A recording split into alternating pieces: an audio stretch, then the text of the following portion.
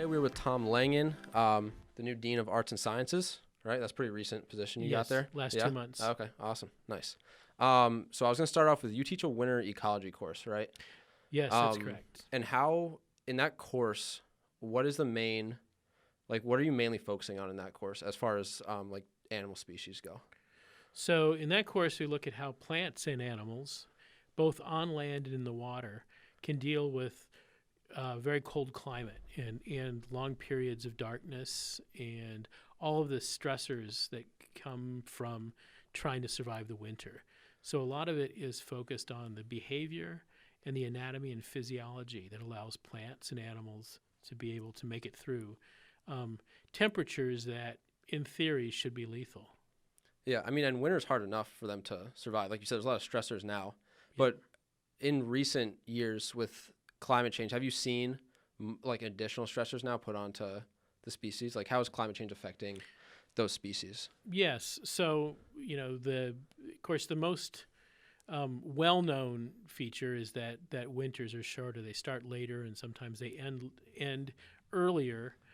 But from the point of view of stressors on animals and on plants, is the variation, kind of what they sometimes call climate weirding, which is warm snaps in the middle of winter, or a long period where it's fairly warm and then it gets cold. Most plants and animals in cold climates really benefit from a thick snow cover, and that snow cover provides insulation. So 8 centimeters of fluffy snow, or about 8 inches or about 15 centimeters of fluffy snow, at the bottom of the snow line, it's right about 32 degrees Fahrenheit or 0 degrees Celsius. Cells won't freeze at that temperature. Even if it's 20, 30, 40 below in the air temperature, down there's a nice blanket and it's warm. Yeah. But you lose that snow cover, and then it is a problem. 30 or 40 below. Yeah. And the ground freezes harder. Lots of animals are down in the soil and they freeze and are likely to die. Seeds may freeze if it gets that cold and gets into the soil. So the lack of snow cover, those occasional rains that we now get in the middle of winter, right, that both melt out some of the snow but also percolate in the soil and then freeze, that can be a challenge as well. So climate weirding, just to go back for a second, that is what we would know as the freeze-thaw cycles that we're seeing, especially this winter. That's what that is. So it's weird. Now, sometimes it results in unusual cold snaps even, but more often it's this sort of warm periods that we would never have expected, and in records we don't typically find in past winters. And now they're more frequent.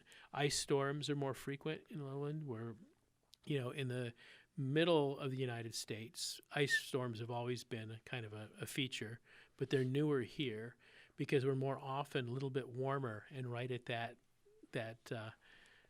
that frontier of freezing or raining. And so these unusual patterns of weather, the unpredictability, is what really stresses plants and animals. That's what a lot of people, we had Steve Bird on last episode, and he was talking about how the unpredictability affects the ice climbing, which is completely different than what we're talking about. But it's interesting, everyone keeps coming back to this freeze thaw, or the what do you call it in the weirding? Climate weirding. So what animals or species or plants even are you most worried about being heavily impacted by the climate weirding? Well, one that we know is actually declining now, and probably because of this, is the gray jay or whiskey jack. So if you go into the central Adirondacks, you'll see this bird. They're often very tame on some trails. There's a trail that I take students on, and they'll actually come and they land very close. That's a Bloomingdale Bog. At Bloomingdale right. Bog, Okay. Yep.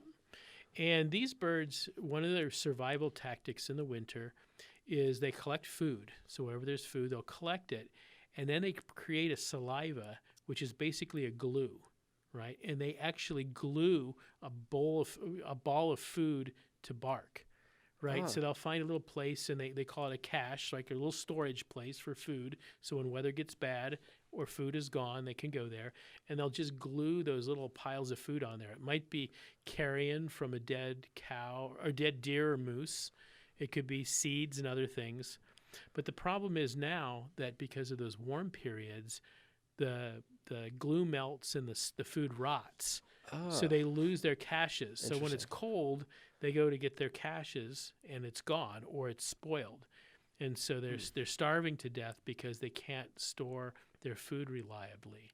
Are they finding like a new way to adapt to that? I know it's a quick change, so they probably don't have a lot of time, but have you seen ways that they're overcoming that? Or have not seen that yet. What we've seen is population declines. Okay. Another animal that can be affected is the pine marten. Now, the pine martens are small weasels. They feed on birds and rodents, and they are sometimes arboreal. They climb around in trees, especially in spring and summer. But in the winter, they are called a subnivean animal, which means that they spend their time under the snow.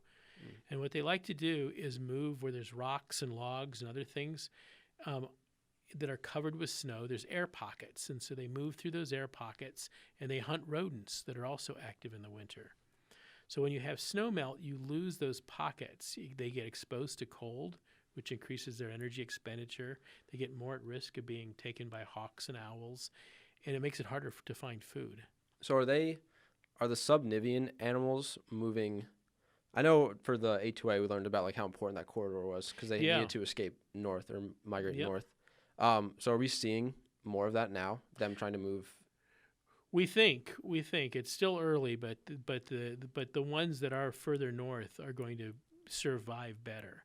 So there may be some movements. There's also some species are just going to decline in their southern range, and will get replaced by mammals and birds and other animals and plants that are more typical of the south. We're seeing more of that with birds than we're seeing with mammals right now. For example, the tufted titmouse, which is a kind of chickadee-type bird, which is common in the southeastern United States, is now in the St. Lawrence Valley, and some are being seen in the Adirondacks proper. Wow. Another bird that's becoming much more common is the red-bellied woodpecker, which is a southern woodpecker that's also moved north. Prior to that, cardinals moved north. And so I've talked to people my age that lived in this area as kids, and there were no cardinals. And now they're common even in rural areas. Is that so? When you see more birds moving north, is that because there's not a lot of barriers for birds to physically move north? Do you think mammals would move north if there weren't as many barriers to their movement?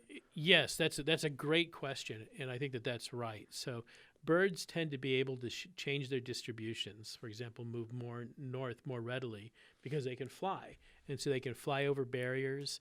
They can fly over hostile habitat, and so forth, and they can go long distances. Mammals have to cross highways, and they have to cross through, cities or cornfields and other kinds of, daunting habitat. So they're going to be much more slow or more resistant to being able to move north, which is indeed why corridors like the Adirondack to Algonquin corridor are important, because you try to create sort of paths or areas where those barriers are minimized. Okay. And for people who don't know, could you just explain what range shift is? Yeah, range shift is where you take where a species occurs now, and that place where it occurs moves, it changes. And with climate change, generally moving north.